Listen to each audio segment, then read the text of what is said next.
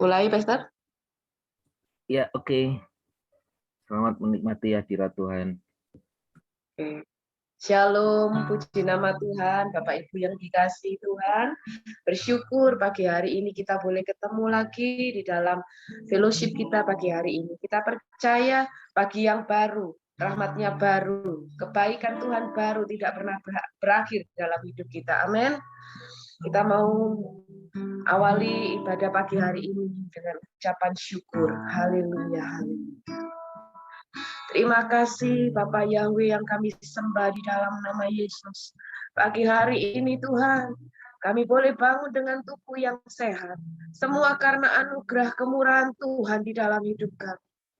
Bukan karena kuat gagah kami Tuhan, tetapi semua karena kebaikan. Pagi hari ini kami percaya kebaikan Tuhan tidak pernah berhenti. Kasih setiamu selalu baru setiap pagi Tuhan. Bahwasanya untuk selama-lamanya kasih setiamu bagi setiap kami. Terima kasih Tuhan, terima kasih Bapa. Kami mau awali Tuhan ibadah kami dengan pujian dan penyembahan. Kami mau naikkan syukur kami di hadapan Tuhan. Kami menjamah setiap hati Tuhan. Kami percaya Tuhan, di dalam hadirat Tuhan ada pemulihan. Di dalam hadirat Tuhan ada kesembuhan. Di dalam hadirat Tuhan ada kekuatan yang baru bagi setiap kami Tuhan. Terima kasih Bapak, terima kasih. Kami terima anugerah-Mu, kami terima kebaikan-Mu Tuhan. Di dalam nama Yesus. Haleluya, haleluya. Kasih dalam hidupku menghiasi hati dan jiwaku. Ku tak dapat hidup tanpa kasih-Mu, Tuhan. Pegang tanganku sepanjang jalanku. Kasih Yesus indah dalam hidupku,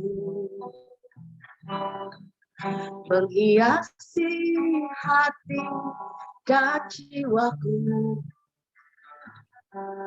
Ku tak dapat hidup tanpa kasih-Mu.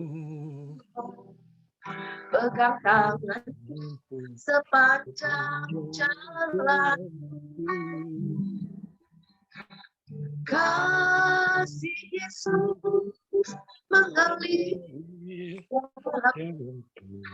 seperti sungai yang tak pernah berhenti. Kasih Yesus membebat hatiku. Dalam kasih-Mu ku merasa teduh.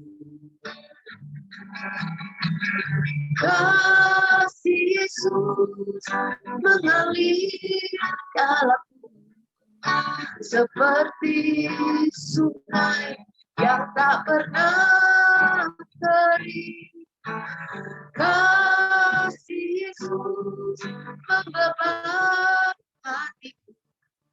Dalam kasih-Mu ku merasa teduh. Haleluya Yesus. Kasih Yesus indah dalam hidupku, menghiasi hati dan jiwaku. Ku tak dapat hidup tanpa kasih. Pegang tangan sepanjang jalanku. Kasih Yesus mengalir dalamku seperti sungai yang tak pernah kering.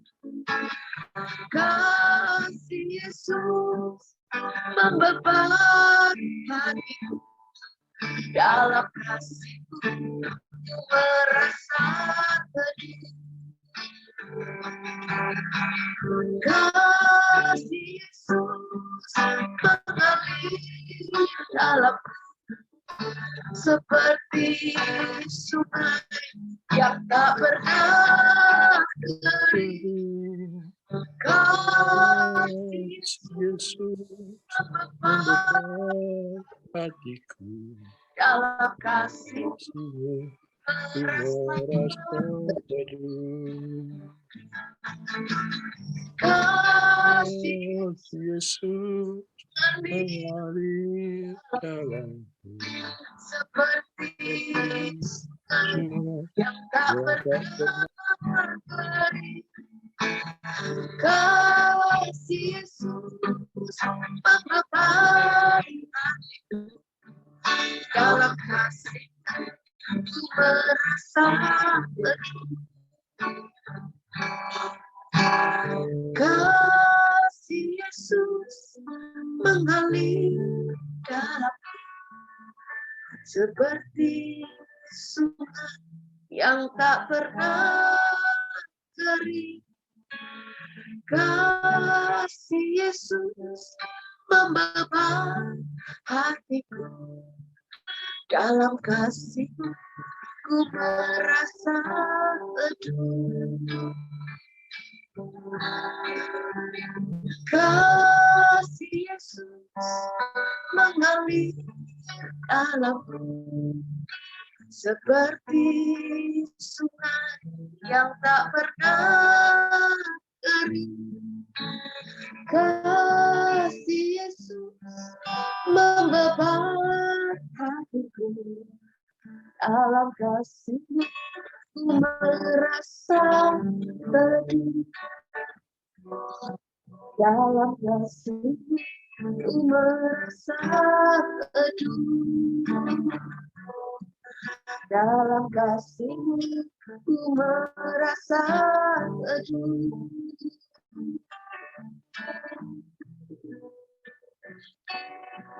Kasih-Mu Yesus,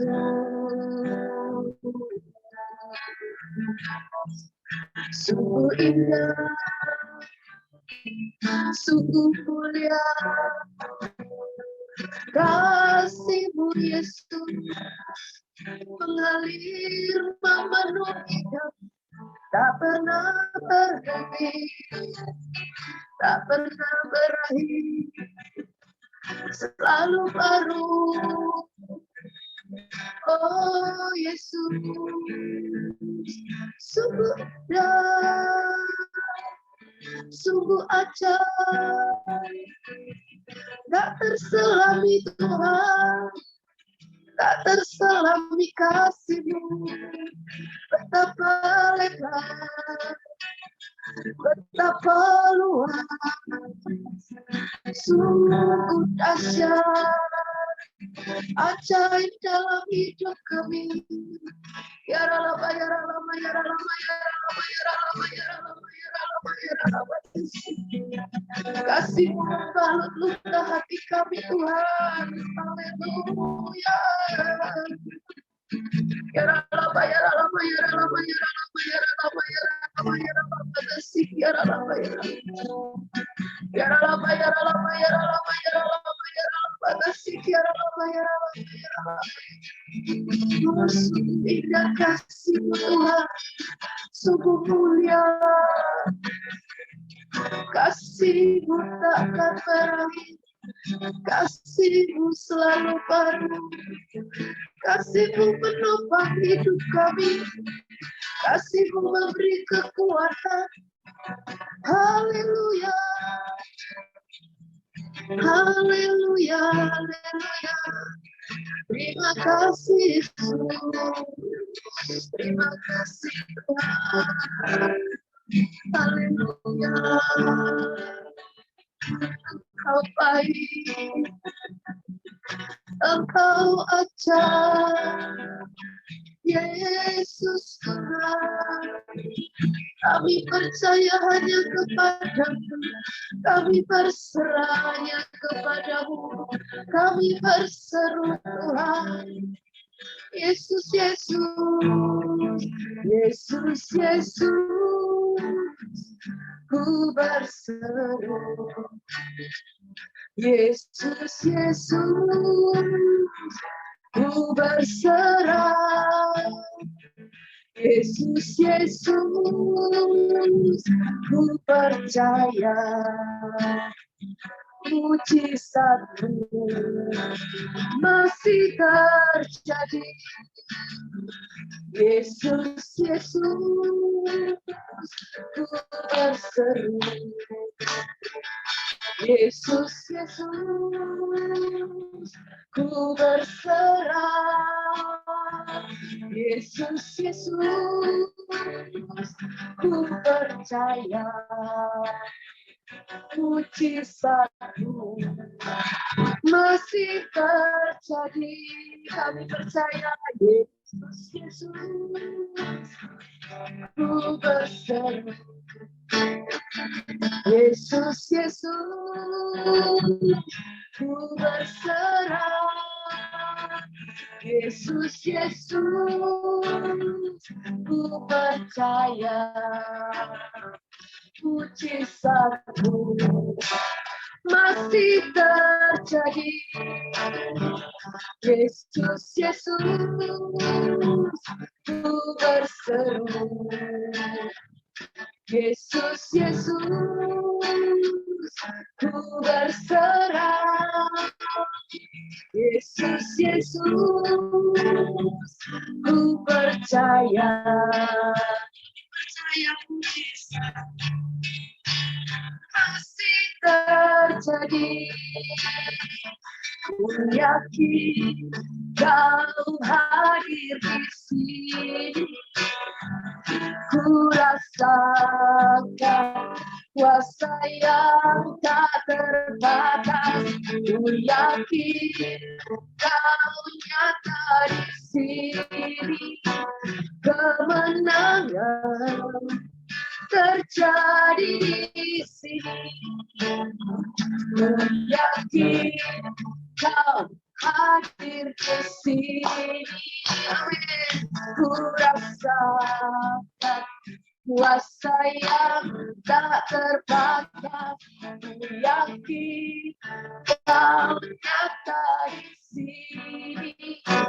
Kemenangan terjadi di sini. Haleluya, haleluya, Yesus. Ku yakin kau hadir di sini. Ku rasakan kuasa yang tak terbatas. Ku yakin kau nyata di sini. Kemenangan terjadi di sini. Kesembuhan terjadi di sini. Pemulihan terjadi di sini. Terima kasih Tuhan.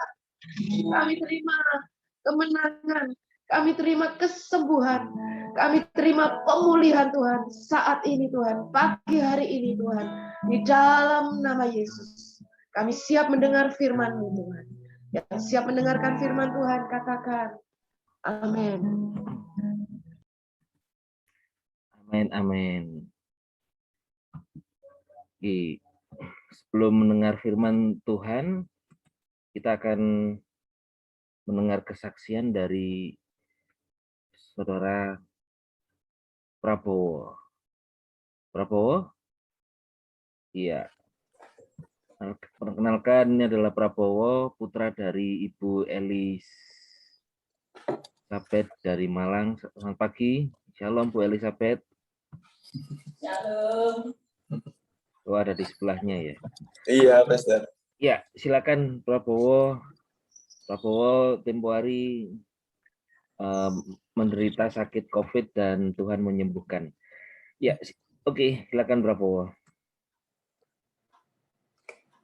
Shalom. Selamat pagi Bapak Ibu Pastor. Tempo hari saya pernah terkena COVID. Gejalanya puji Tuhan ringan, hanya meriang, hanya meriang saja, tapi setelah itu 3 hari setelah itu anosmia, tidak bisa mencium atau merasakan makanan gitu, Pastor. Nah, di hari pertama itu saya itu pulang dari tempat ngopi itu jam 2, jam 2 itu sudah ngerasa nggak enak gitu, Pastor. Nah, awalnya sudah agak curiga ini, waduh kok ada meriangnya. Terus saya coba googling di internet, saya coba cari gejala awal COVID itu, ternyata kok ada meriang, terus kerongkongan ini agak sakit, terus ada beberapa lagi. Nah, di situ awalnya kan saya kira cuma masuk angin, jadi saya minta mama untuk minta dikerokin. Tapi setelah baca gejalanya itu tadi, akhirnya saya menyimpulkan, waduh kok saya kayaknya kena COVID ini. Akhirnya mama saya suruh jauh-jauh dari saya. Nah, saya jam 4 pagi pergi swab itu jam 4 pagi langsung ada hasilnya dan positif hasilnya. Cukup panik pada saat itu karena COVID itu masih dianggap seperti kayak orang kusta gitu. Maksudnya kayak ada dari teman-teman, dari masyarakat itu ada kayak sedikit kayak ada menghakimi sedikit gitu loh, atau bukan menghakimi ya, kayak ada perasaan yang kurang enak gitu.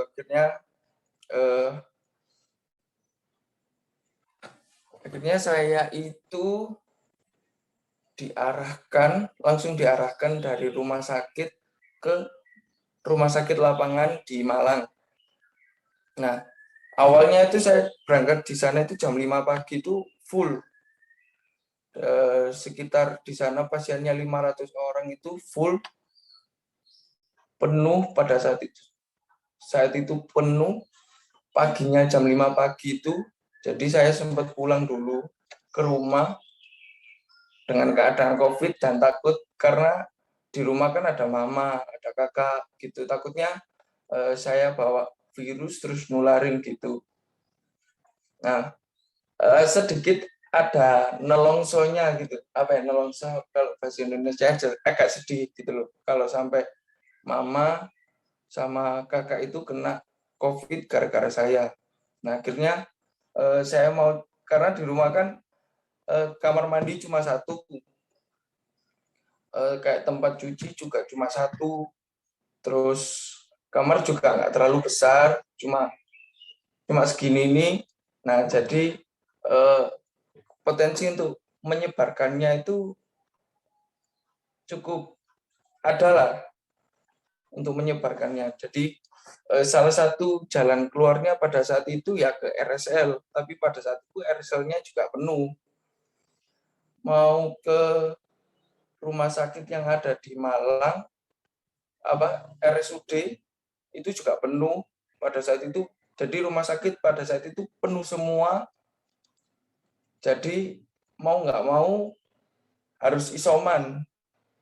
Nah, kalau di sini isomannya masih belum ada penanganan di tempat saya. Pasti belum ada penanganan yang gimana-gimana gitu, masih belum, karena kayak masih agak jauh kan rumah saya ini dari kota. Nah, akhirnya pada sore harinya mama saya itu telepon. Jadi kalau kita komunikasinya, karena saya COVID, komunikasinya lewat WhatsApp. Jadi telepon WhatsApp begitu. Nah, mama itu ngasih perjamuan kudus di depan kamar. Sambil telepon itu, ambilan nanti nanti tak pandu perjamuan kudusnya sambil telepon. Akhirnya perjamuan besar. Nah, setelah perjamuan selang berapa jam gitu, tiba-tiba ada, puji Tuhan, dapat telepon dari RSL. Saya dapat kamar di sana. Nah, itu salah satu mujizatnya di situ. Saya dapat kamar yang awalnya penuh itu jadi apa ya? Jadi ada gitu loh. Nah, akhirnya jam berapa itu? Jam 7 kalau nggak jam 6 itu akhirnya dapat kamar. Dapat kamar itu disuruh berangkat jam setengah 10, jam setengah 11. Nah, akhirnya saya berangkat sendiri. Setengah 10, setengah 11 sudah sampai sana, dan kebetulan di sana saya juga diberikan teman gitu loh. Ada teman saya yang sebenarnya jarang, nggak pernah kumpul. Bahkan kalau kumpul itu cuma say hello di gereja, tapi di situ tiba-tiba ada temannya. Nah, di situ saya juga puji Tuhan. Oh, ternyata di sana saya sama Tuhan juga diberi teman, diberikan ada teman ngobrolnya. Nah, di sana juga puji Tuhan enggak ada gejala apapun, enggak sampai ada masang ventilator atau masang oksigen. Semua karena pertolongan Tuhan. Akhirnya meskipun di hari ketiganya saya anosmia itu berapa hari? 3 hari saya anosmia, terus sudah pulih kembali. Bisa makan sama mencium dengan seperti semula. Setelah itu saya di RSL itu 10 hari, dan dokternya ternyata juga teman sepelayanan. Nah, di situ kayak Tuhan kasih jalan gitu. Maksudnya kayak yang merawat saya itu orang-orang yang saya kenal gitu loh. Puji Tuhannya di situ ada teman, ada dokter yang saya kenal gitu. Nah, setelah itu di sana sekitar 10 hari, terus sempat isoman 4 hari, terus swab lagi, puji Tuhan positif. Seperti itu, Pastor.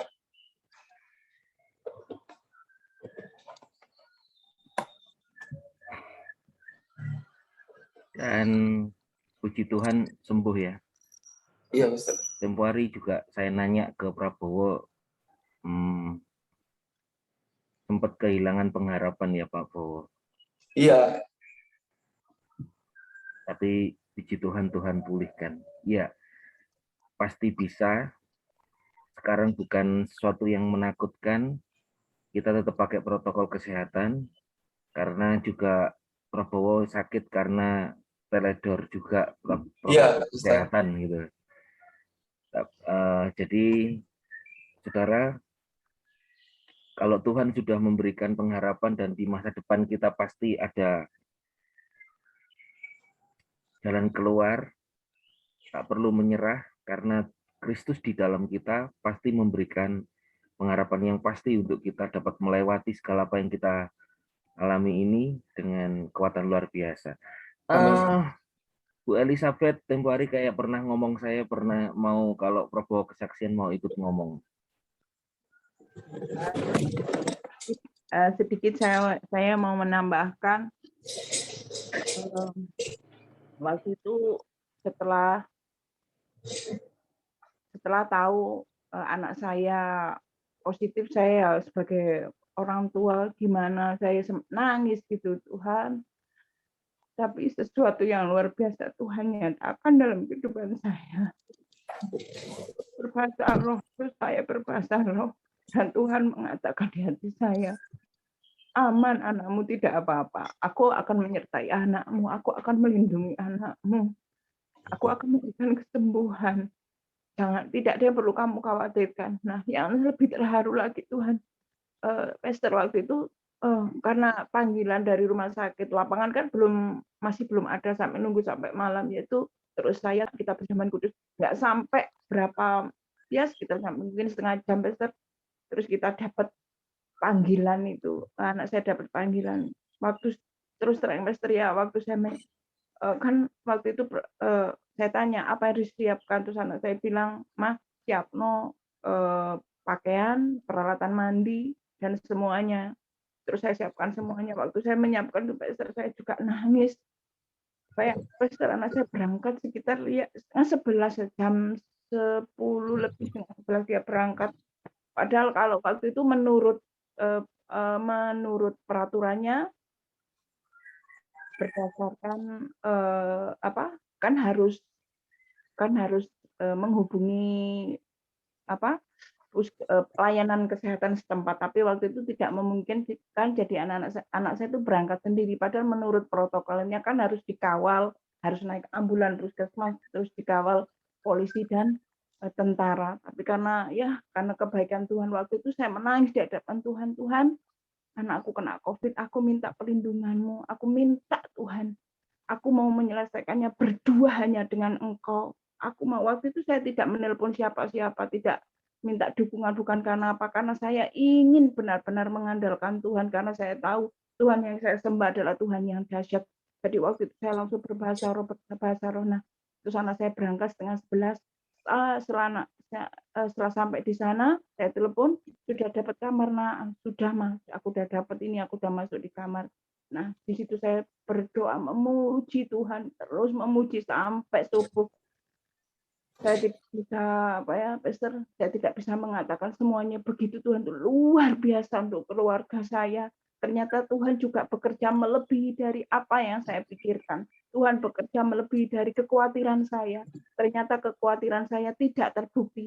Bahkan tangan Tuhan yang perkasa memberikan yang terbaik untuk anak saya. Selama di rumah sakit lapangan, saya terus berkomunikasi, menyampaikan gimana keadaannya, perkembangannya. Saya juga berdoa sama Tuhan, selama anakku di rumah sakit lapangan, tolong Tuhan jagai, aku tidak mau lebih dari apa yang dia rasakan. Tolong Tuhan.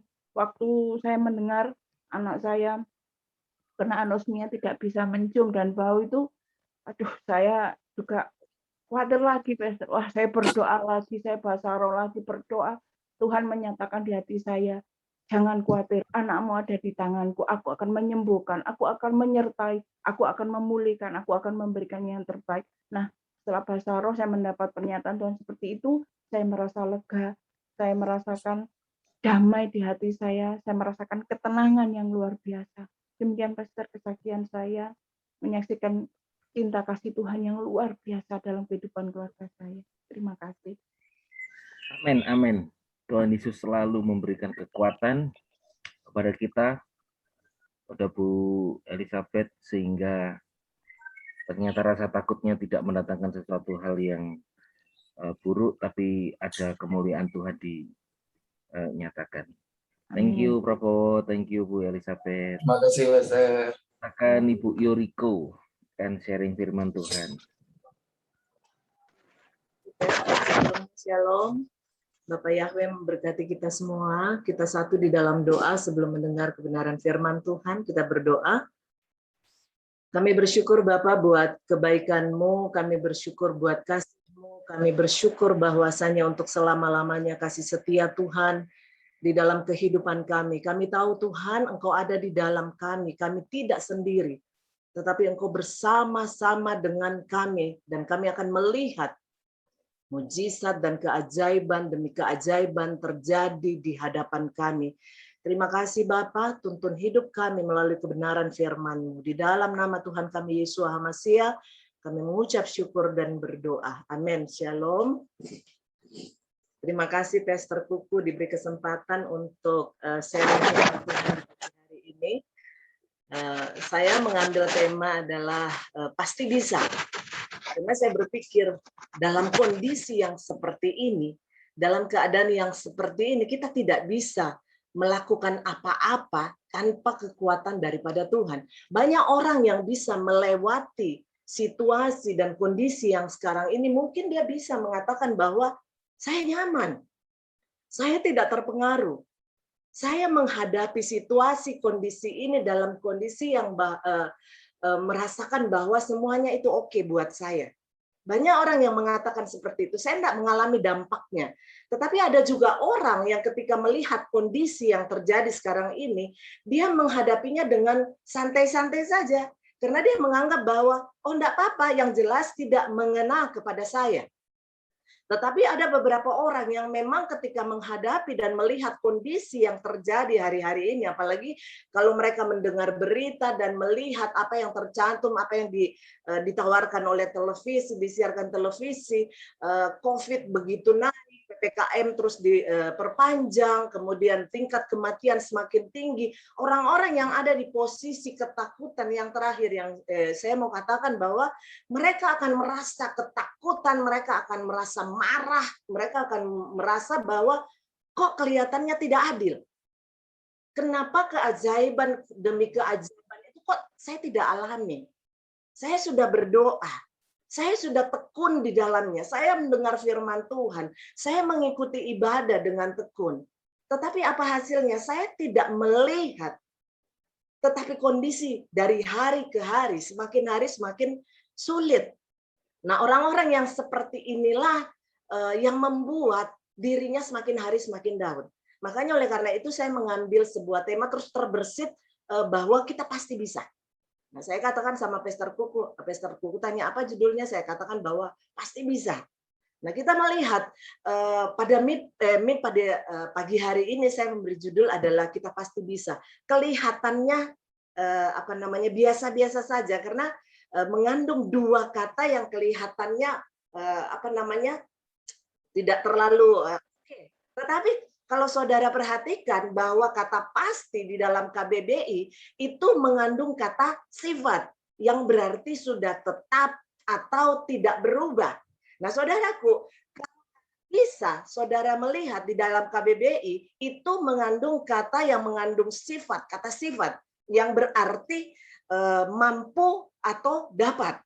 Nah, kalau saudaraku perhatikan bahwa kata pasti dan kata bisa ini digabungkan, dua kata ini digabungkan, maka saudara akan melihat makna yang sangat dalam.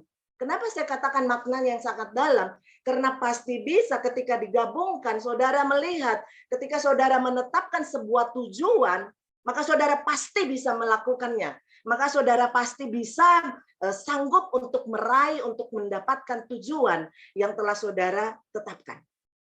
Nah, kalau saudara perhatikan bahwa kita akan melihat bagaimana kondisi daripada para rasul. Kita lihat di dalam Kisah Para Rasul 5 ayatnya yang ke-12. Di situ dikatakan bahwa melalui pelayanan para rasul terjadilah tanda-tanda mujizat dan keajaiban di antara orang banyak.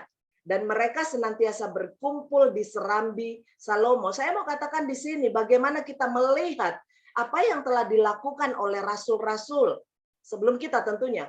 Nah, yang dilakukan oleh rasul-rasul di sini adalah mereka melakukan sebuah pelayanan. Saudara, kalau kita melihat pelayanan, berarti ada sesuatu yang dikerjakan. Tetapi ingat baik bahwa pelayanan di sini adalah bukan pelayanan yang dilakukan oleh karena dirinya sendiri. Tidak. Pelayanan yang dilakukan ketika Tuhan Yesus sudah naik ke surga. Tidak ada lagi orang yang dapat diandalkan pada saat itu. Mereka berdiri sendiri, tetapi ada power, ada kuasa yang besar di dalam kehidupan para rasul. Kalau saudara melihat dan memperhatikan bacaan di dalam Kisah Para Rasul 5 sebelum pasalnya yang kelima, pasal 5 ayatnya yang pertama sebelum ayatnya yang ke-12, saudara bisa menyaksikan bagaimana otoritas, bagaimana kewibawaan daripada rasul ketika Ananias dan Safira melakukan sebuah kebohongan, kesepakatan untuk membohongi para rasul. Pada waktu itu adalah Rasul Petrus. Apa yang terjadi pada saat itu juga kematian menimpa kehidupannya.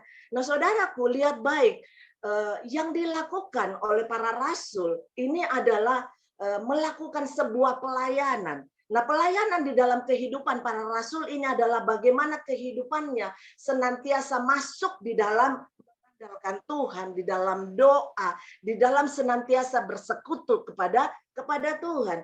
Nah, kehidupan para rasul adalah kehidupan yang terus-menerus berkomunikasi dengan Tuhan.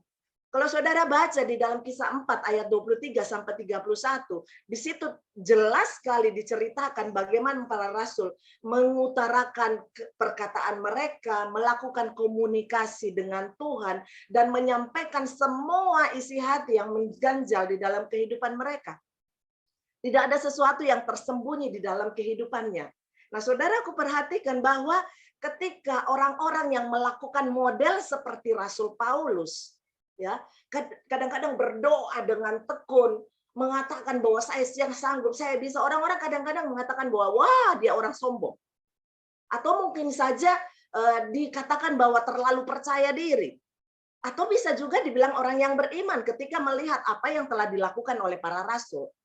Tetapi saudaraku, saya mau bertanya, apakah saudara bisa membedakan antara kesombongan, antara percaya diri, dan antara iman? Apakah saudara bisa membedakan hal itu?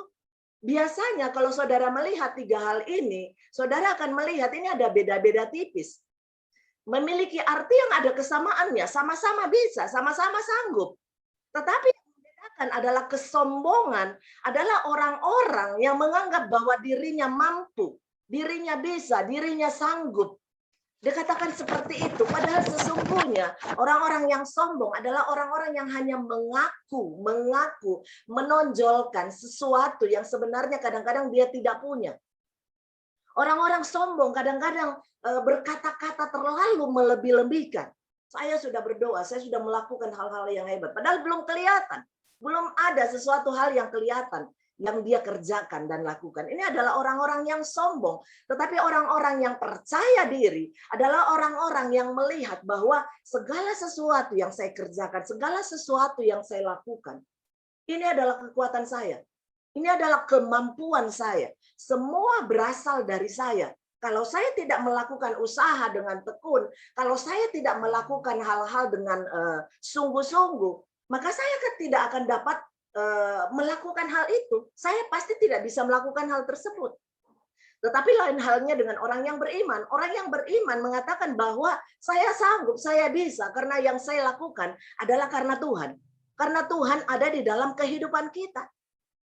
Itu adalah perbedaan antara kesombongan, percaya diri, dan beriman. Orang-orang yang sedemikian rupa kadang-kadang menunjukkan mereka punya potensi masing-masing di dalam dirinya, tetapi kualitas yang besar itu akan kelihatan.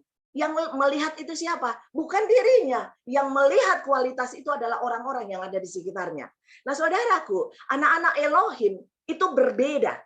Anak-anak Elohim berbeda karena dia percaya kepada dirinya dan berharap hanya kepada Elohim saja. Saudara dan saya itu adalah anak-anak Elohim. Kita melakukan segala sesuatu, kita pasti bisa. Kenapa? Karena kita bergantung dan berharap hanya kepada Elohim saja. Di dalam Kisah Rasul 5 ayat 13 dikatakan tidak ada seorang pun berani bergabung dengan mereka. Tetapi orang banyak sangat menghormati mereka. Perhatikan, tidak ada yang berani bergabung dengan mereka. Kenapa? Karena mereka berbeda. Saudara dan saya adalah orang-orang yang berbeda dengan orang-orang dunia. Orang-orang yang menentang, orang-orang yang tidak mengenal, orang-orang yang menolak kasih karunia. Orang-orang yang menolak Kristus itu sendiri. Mereka berbeda dengan kita, tetapi dengar baik. Mereka itu orang-orang, kita ini sangat dihormati. Kita ini adalah orang-orang yang sangat dihormati oleh mereka. Nah, saudaraku, perhatikan bahwa kita ini adalah duta-duta Kristus. Kelihatannya kita adalah orang-orang yang terpojok, kelihatannya kita adalah orang-orang yang terpinggirkan, kelihatannya kita adalah orang-orang minoritas, tetapi perhatikan kita adalah orang-orang yang senantiasa dihormati. Karena kasih Kristus, karena kasih Tuhan itu ada di dalam kehidupan kita. Orang melihat kita bukan lagi orang melihat kita, tetapi orang melihat Kristus yang ada di dalam kehidupan kita. Rasul Paulus katakan bahwa hidupku bukannya aku lagi, tetapi Kristus yang hidup di dalam aku. Nah, saudaraku, sebagai duta-duta Kristus, kita pasti bisa. Saudara dan saya pasti bisa melakukan mujizat dan keajaiban-keajaiban di dalam kehidupan kita. Bukan hanya kita melihat keajaiban dan mujizat, Tetapi saudaraku, kita mampu untuk melakukan mujizat. Kita mampu melakukan keajaiban-keajaiban itu. Tetapi yang menjadi pertanyaannya adalah, kita pasti bisa apa dalam hal ini? Nah, yang pertama kita lihat Kisah Rasul pasal 5 ayat 15 sampai 16b dikatakan, maka banyak orang sakit dibawa ke jalan-jalan, diletakkan di atas tempat tidur dan tikar, supaya pada saat Petrus lewat, setidak-tidaknya mereka terkena bayangannya, dan semuanya disembuhkan. Saudaraku, kalau saya membaca ayat ini, saya membayangkan apa yang terjadi, situasi pada saat itu. Orang-orang dipenuhi dengan kesakitan, orang-orang yang dipenuhi dengan penderitaan. Mereka ditaruh di sepanjang jalan. Paling tidak mereka berharap Rasul Petrus, Yohanes itu ketika lewat, itu bayangannya saja bisa menyembuhkan mereka. Dan firman Tuhan dikatakan 16b dan semuanya disembuhkan. Artinya bayangannya itu menyembuhkan, berarti ada kuasa, bukan kuasa dari rasul, tetapi kuasa yang ada di dalam dirinya. Saudara dan saya pasti bisa dalam hal apa? Saudara pasti bisa menjadi berkat bagi orang lain. Yang pertama adalah saudara pasti bisa menjadi berkat bagi orang lain. Rasul Petrus ketika melihat orang-orang lain, saya percaya bahwa dia tergerak oleh belas kasihan. Dan oleh karena belas kasihan yang ada di dalam dirinya, yang adalah kasih Kristus, itu membuat orang-orang lain itu diberkati. Ada kesembuhan, ada pemulihan, ada kekuatan yang terjadi di dalam kehidupan orang-orang tersebut. Nah, saudara dan saya itu bisa menjadi berkat bagi orang lain. Saudara pasti bisa. Dalam hal apa? Saudara mungkin katakan bahwa saya tidak memiliki apa-apa. Saya bisa jadi berkat di mana? Nah, saudaraku, perhatikan bahwa menjadi berkat bukan hanya berbicara secara materi. Tetapi saudara bisa mengulurkan tangan buat orang yang lemah. Saudara bisa memberi kekuatan buat orang-orang yang lagi dalam kondisi down. Bukan saudara memakai perkataan-perkataan saudara dengan membuat orang lain semakin down, semakin terpuruk, tetapi melalui kata-kata saudara, orang-orang yang mendengarnya itu dikuatkan. Tangan saudara bisa memegang orang-orang lain yang membutuhkan uluran tangan saudara. Perkataan-perkataan saudara juga bisa memberkati dengan doa saudara. Saudara bisa berdoa buat orang-orang. Saudara tidak bisa melakukan apa-apa, tetapi saudara bisa melihat apa yang ada di dalam diri saudara. Itu saudara bisa pakai untuk menjadi berkat bagi orang lain. Bukan hanya berbicara secara materi. Puji Tuhan ketika saudara punya materi dan saudara punya tenaga untuk membantu orang lain, itu luar biasa. Tetapi ketika saudara tidak memiliki materi atau apapun juga, saudara masih bisa punya perkataan yang berkomunikasi langsung dengan Tuhan. Saudara bisa berdoa buat orang lain.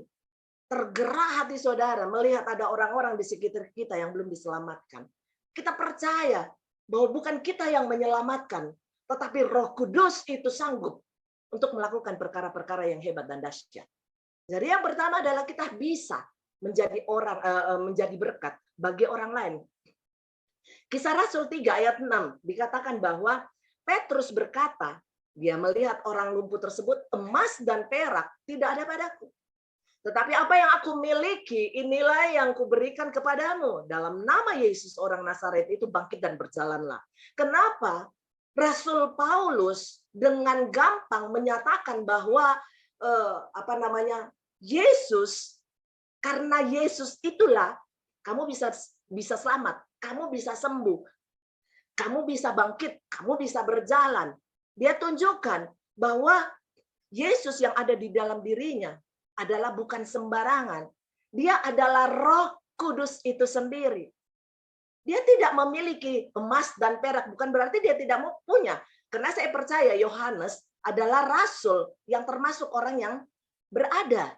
Kenapa? Karena dia adalah riwayat daripada Rasul Yohanes adalah penjala ikan.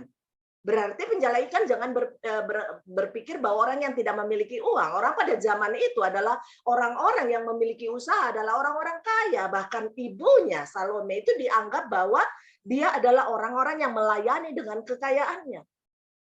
Tetapi dikatakan bahwa emas dan perak tidak ada padaku, itu menunjukkan bahwa dia tidak bergantung dengan kekayaan mereka. Tetapi yang bergantung di dalam hidupnya adalah Roh Kudus. Kenapa? Karena yang kedua, kita bisa, karena kita tahu bahwa ada Roh Kudus di dalam kehidupan kita. Saudara dan saya bisa melakukan segala sesuatu. Kenapa? Karena Roh Kudus ada di dalam hidup kita. Bukan karena kekuatan keuangan kita, bukan karena kekuatan kemampuan pikiran kita, bukan karena apa yang ada di dalam diri kita yang di luar daripada Roh Kudus, tetapi karena apa yang ada di dalam kita, yaitu Roh Kudus. Roh Kristus sendiri yang memampukan kita melakukan karya-karya yang hebat. 1 Korintus 3:16 dikatakan bahwa tidak tahukah kamu bahwa kamu adalah rumah Elohim dan Roh Elohim berdiam di dalam kamu. Ini penekanan yang sangat kuat. Rasul Paulus dengan jelas katakan kamu adalah rumah Elohim. Saya dan saudara rumah Elohim yang Roh Kudus yang berdiam di dalam kita. Kalau rumahnya otomatis dia pasti senantiasa akan menunjukkan karya-karya yang hebat, kuasa yang hebat, karena dia adalah Elohim sendiri. Bahkan di dalam 1 Korintus 6 ayat 19 dikatakan bahwa tidak tahukah kamu, ini diulangi lagi, berarti ada sebuah penekanan yang dikatakan Rasul Paulus kepada jemaat di Korintus. Ingat loh, tubuhmu adalah rumah Roh Kudus. Yaitu Roh Kudus yang ada di dalam kamu, yang kamu peroleh dari Elohim. Jadi umat Tuhan, anak-anak Elohim, duta-duta Kristus, Roh Kudus itu kita peroleh bukan karena kita melakukan doa, bukan karena kita beribadah, bukan karena kita melakukan, itu bagus. Hal-hal yang lain secara rohani bagus. Tetapi dengar baik, Roh Kudus yang kita terima itu adalah anugerah dari Elohim sendiri. Dan kita percaya bahwa tubuh yang kita miliki bukan kita punya lagi. Bukan milik kita lagi, saudara. Kalau kita mengerti hal ini bahwa tubuh yang kita punya adalah bukan milik kita sendiri, tetapi Kristus yang ada di dalam hidup kita, maka saudara akan senantiasa melakukan hal-hal yang hebat bersama dengan Dia. Bukan saudara yang melakukan, tetapi saudara bersama dengan Dia melakukan perkara-perkara yang hebat, perkara-perkara yang dahsyat. Nah, yang terakhir saudara perhatikan bahwa apa yang bisa, apa yang saudara pasti bisa lakukan selain daripada saudara bisa menjadi berkat bagi orang lain, saudara pasti bisa karena saudara ada Roh Kudus di dalam diri saudara. Yang terakhir adalah saudara bisa melihat bahwa saudara bisa memuji dan meninggikan Elohim di dalam hidup saudara. Ketika saudara menyadari bahwa Roh Kudus ada di dalam hidup saudara, saudara pasti bisa memuji dan meninggikan Elohim. Saya senang sekali dengar tadi kesaksian daripada Ibu Elizabeth. Dikatakan bahwa ketika dia melihat anaknya dalam kondisi yang seperti itu, yang dia lakukan tidak lari minta tolong kepada siapa saja, tetapi dia langsung lari kepada Tuhan. Tuhan tolong. Dia memuji, dia menyembah, dia meninggikan Elohim.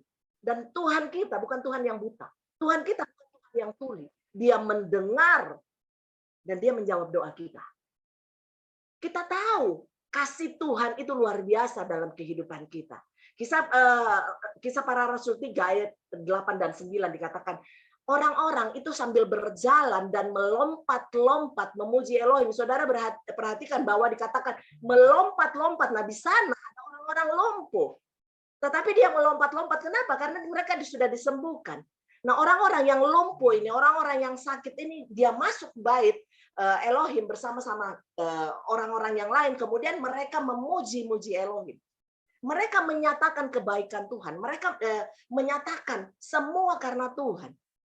Meskipun kita lihat pada saat itu karena rasul-rasul itu yang melakukannya, tetapi orang-orang itu senantiasa bisa memuji dan menyembah Elohim. Saudaraku, rasul-rasul itu bergantung sepenuhnya kepada Tuhan. Bukan kepada siapa-siapa, tetapi dia bergantung sepenuhnya kepada Tuhan. Kolose 3 ayat 16 dikatakan, biarlah firman Kristus tinggal di dalammu dengan berlimpah.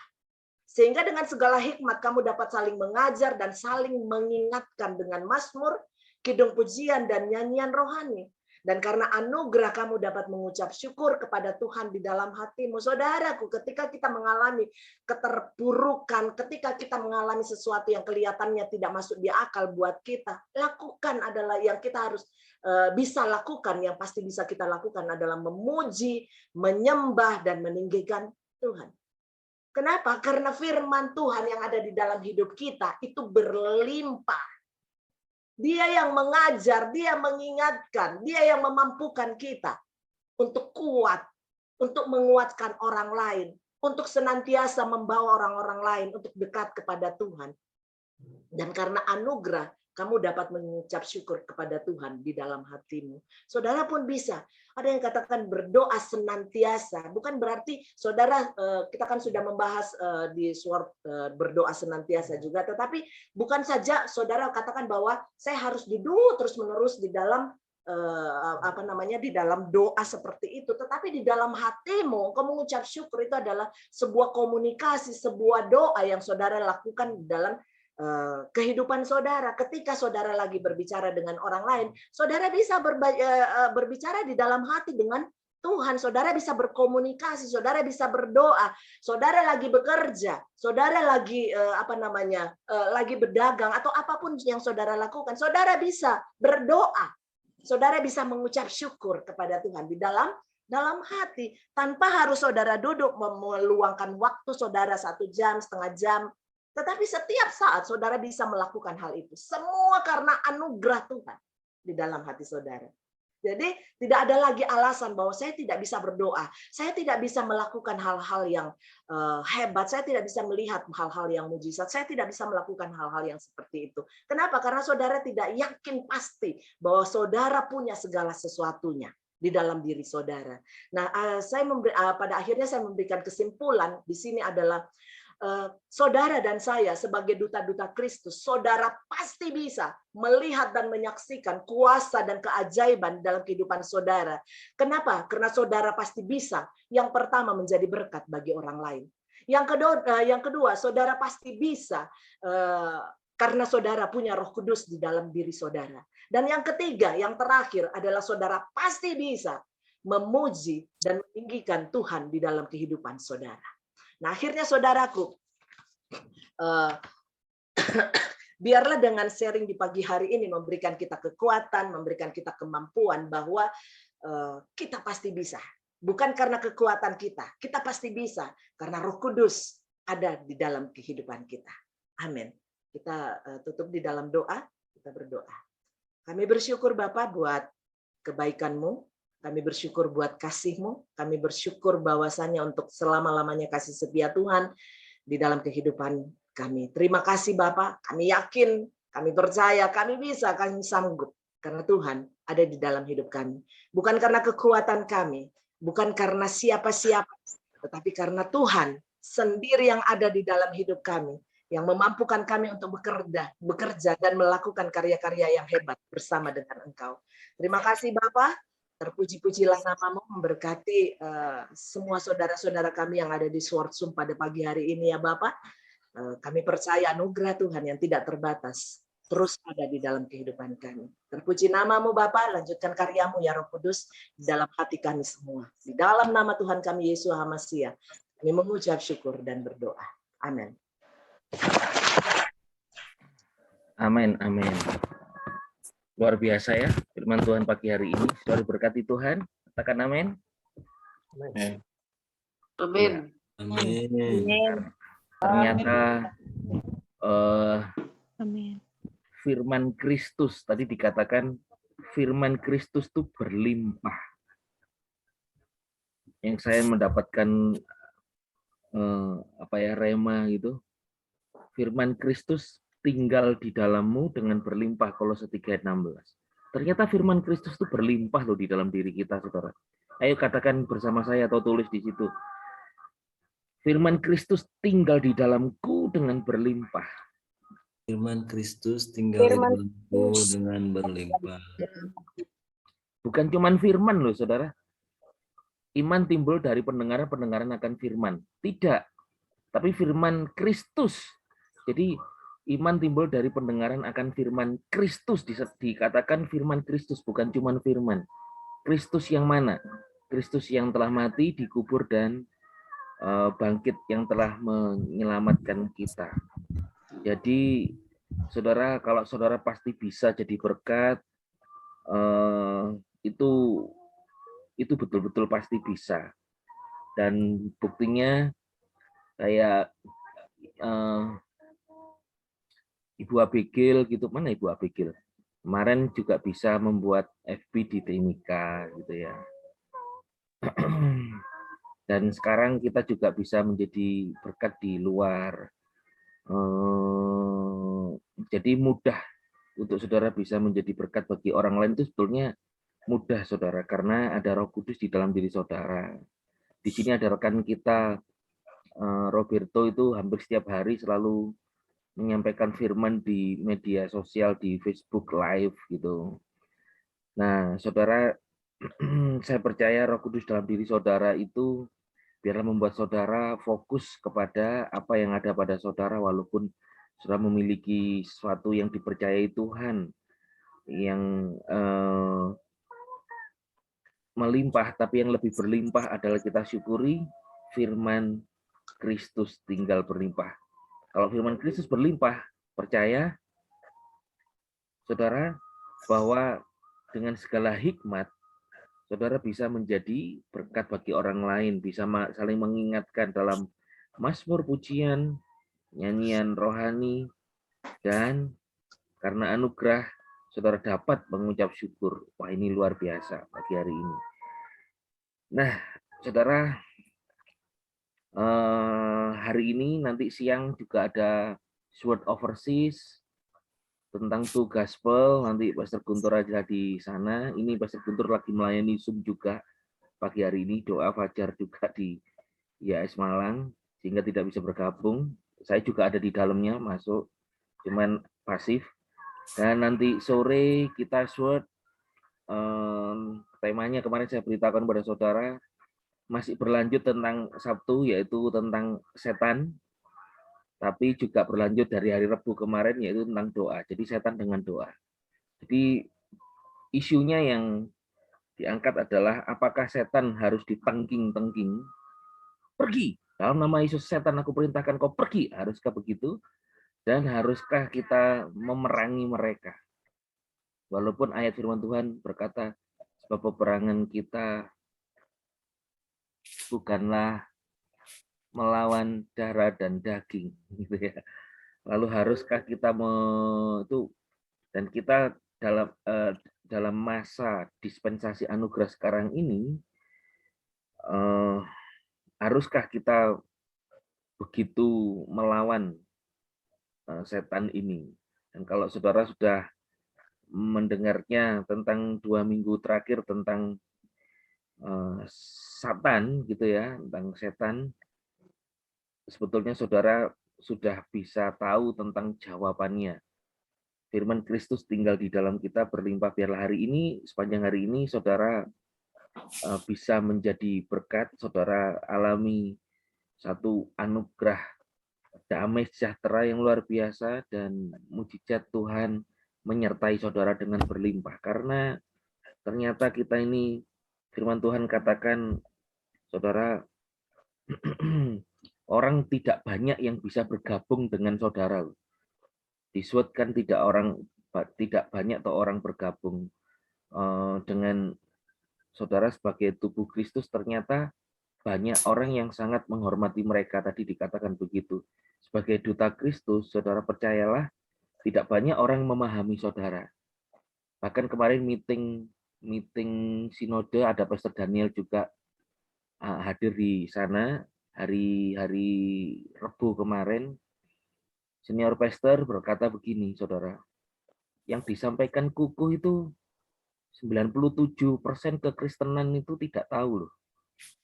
Bahkan tidak bisa dikotbahkan dan sulit dimengerti. Betul ya Pastor Daniel? Ngomong gitu toh? Iya. Iya. Iya. Tidak semuanya bisa menerima. Belum banyak tahu, belum disingkapkan juga. Iya. Ternyata ayatnya di sini ya Pastor Daniel, Kisah Rasul 5:13. Tidak seorang pun berani bergabung dengan mereka. Betul toh, saudara? Iya. Tetapi saudara, biarlah itu bukan menjadi satu hukum gitu, tetapi waktunya kita memberitakan Injil anugerah ke semua orang, ke bangsa-bangsa, pasti bisa. Maka dari itu SWOT ini di sinode jadi pelayanan apostolik. Pelayanan apostolik, kita merendah di bawah misi untuk bisa membuka banyak kelas-kelas SWOT. Dan siapa yang mengajar? Ya Pastor Daniel Subianto. Siapa yang mengajar? Ya Bu Yuriko. Siapa yang mengajar? Kemarin saya ngomong ke Bu Abigail. Saya kepingin Pastor di Timika ini ada kelas SWOT. Terus saya ngomong, yang ngajar nanti supaya Pastor Kuku, Pastor Guntur, saya ngomong gini. Yesus waktu mengajar itu cuma ngajar 12 murid. Lalu mereka yang meneruskan. Lalu di masa anugerah ada Rasul Paulus. Nah, sekarang ya ada Bu Abigail mestinya menyampaikan. Ibu belajar di SWOT lalu Ibu yang menyampaikan. Lah ternyata bisa loh. Lah ini ayat Kisah Rasul 5:13 ini, saudara, ada Roh Kudus di dalam diri saudara, percaya pasti bisa jadi berkat. Katakan amin. Amin. Dan kabar baiknya hari Minggu nanti jam 3 sore WIB atau Wita jam 4 sore atau WIT-nya jam 5 sore itu ini apa namanya? Melalui Pastor Roland, biar saya mempercayakan Pastor Roland yang pegang untuk Hong Kong sama Malaysia. Lalu hari Senin malam, tapi pas ADT sih itu, soalnya ya dia pegang dari Slovenia gitu. Saya berdoa berharap Pak Antos Tanjung itu bisa menjangkau orang Indonesia di Rusia. Wow. Tapi saudara, tidak banyak orang Kristen tahu, ini saatnya mereka tahu kebenaran. Buktinya Bu Yuriko khotbahnya ini sangat rightly dividing menurut saya. Gitu. Kita duta Kristus. Ya betul ya Pastor Daniel Subianto. Amin. Haleluya. Benar. Dan sudah praktek ya Pastor Daniel Subianto ya. Ini khotbahnya Bu Yuriko ini sudah hasil dari belajar SWOT. Oke, yuk kita akhiri hari ini. Silakan Pastor Daniel Subianto berdoa berkat dan doakan kita semua. Thank you.